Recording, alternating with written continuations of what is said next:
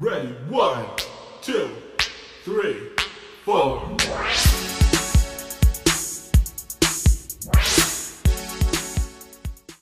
After 9/11, the American people, along with myself, were sold to war in terms of both the humanitarian intervention and a first battle in a war on terror. We were told that Afghanistan was in the grip of the Taliban and that liberty and democracy could not survive. Our goals seem to be virtuous, but we have yet to fulfill them.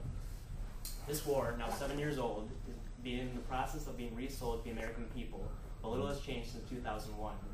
At this time in Afghanistan, unemployment is anywhere between 40 and 80%. This leaves 45% of the people unable to meet their baseline nutritional requirements.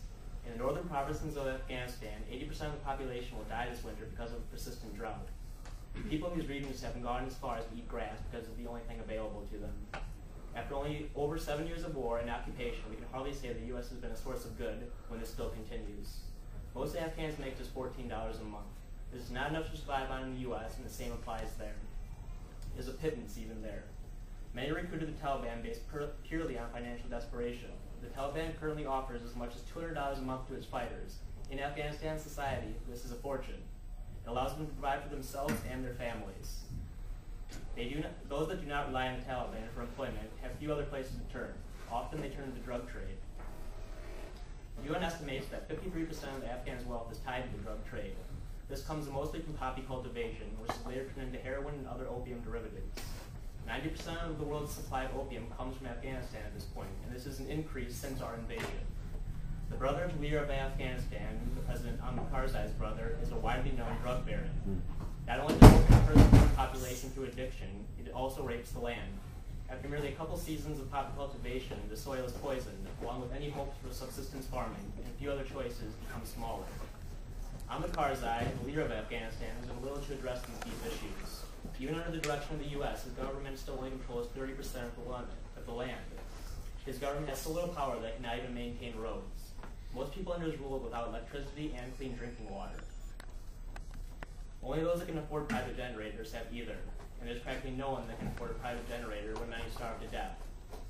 Many also live without adequate shelter.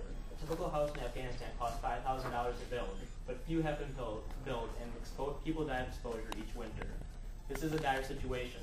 The UN recently ranked Afghanistan as the 5th least developed country in the world. It was 6th in 2004. But who has time to build when their bombs be dropped? The U.S. spends $100 billion a day on this occupation. Where's our humanitarian cause? There's no food, no water, no electricity, and no shelters for thousands, if not millions, of Afghanis. Instead of being built up, Afghanistan is being torn down. This begs the question, where is our money going? Most of it is going to assure that our puppet government retains its power. The Karzai government spends the vast majority of its funds fortifying its power. The UN has been in Afghanistan for 7 years. We are spending $36 billion a year on this occupation. Though every dollar spent, only 5 cents goes towards humanitarian aid. Of this 5 cents, 40% is returned to donor countries in the form of salaries and profits. Adjusted, this means only 3 cents of every dollar is actually going towards helping the Afghans. While we spend $36 billion a year, only $19 billion has gone to humanitarian projects that we advocated. This is insulting 7.5%. While we champion humanitarian causes, a small sum actually goes towards them. Even while most of the spending goes towards maintaining political power, the country is largely lawless. The vast majority of the country is either under the hands of drug barons, warlords, or the Taliban. Many of these regions actually turn to the Taliban for protection from these other factions. Even when there is a police presence, they are notoriously corrupt. People cannot expect protection from the police force, and in many cases they are terrified of them. This causes even more to turn to the Taliban. And this can come as no surprise. While we claim that we've improved the quality of life in Afghanistan, this is simply not the case. Just as we've done little to improve infrastructure, we have done similarly little to improve medical care.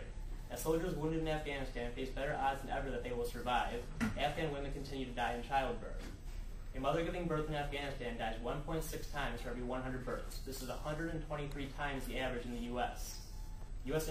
infant mortality rates are similarly high in Afghanistan. It seems that even the most basic medical care cannot be afforded to those in Afghanistan. With this multitude of problems facing Afghanistan, the United States has some brave decision months. This is a 45% increase over our previous forces. And what has accompanied this troop surge is a 50% increase in violence. And what has been feeding this violence is an increase in civilian innocent deaths. We are not helping the common Afghan people, and in many cases we are murdering them.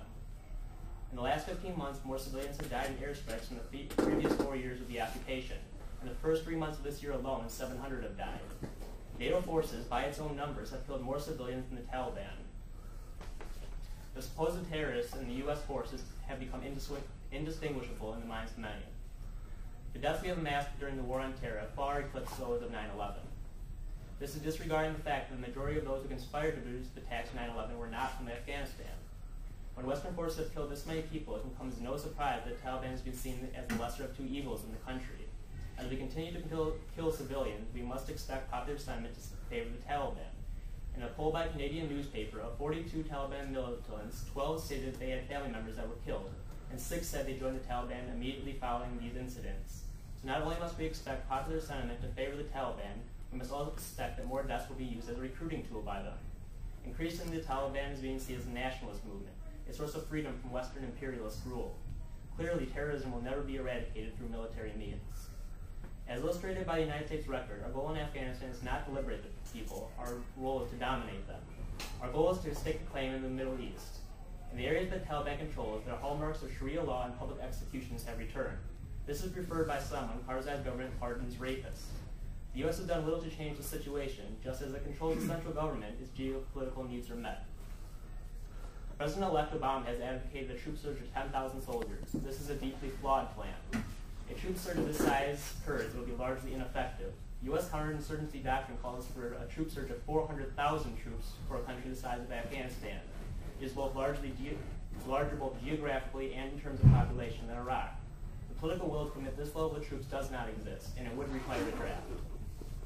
Any troop surge that does occur will be based on the same tactics used in Iraq, and this situation is unsustainable. So what must the U.S. do? The United States must withdraw all of its troops and contractors immediately and offer full economic reparations for the people of Iraq.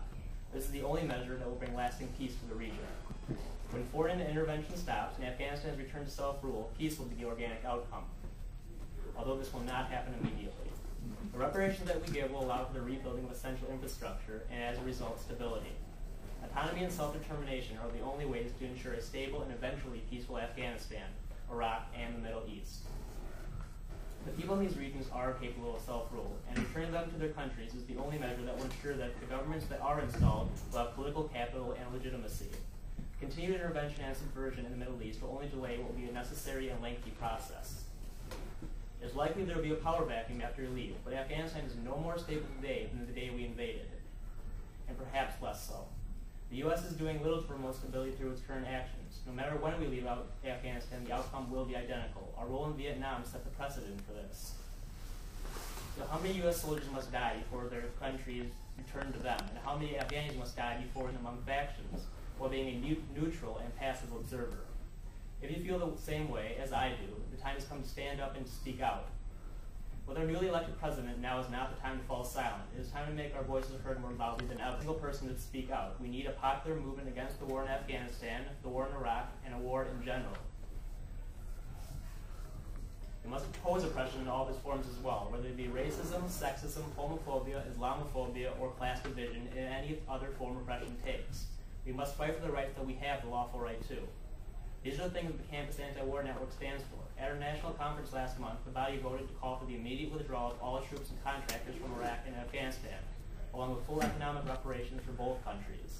In addition to this, we called for full health benefits and educational benefits for all military personnel, regardless of their discharge status. We stand for this because Canada realizes in the 21st century that war is an archaic practice and it is inherently barbaric. Diplomatic measures are never exhausted when war is a response. When war is the means, the ends are never justified. In short, war is never the answer. This is why we need to upswell people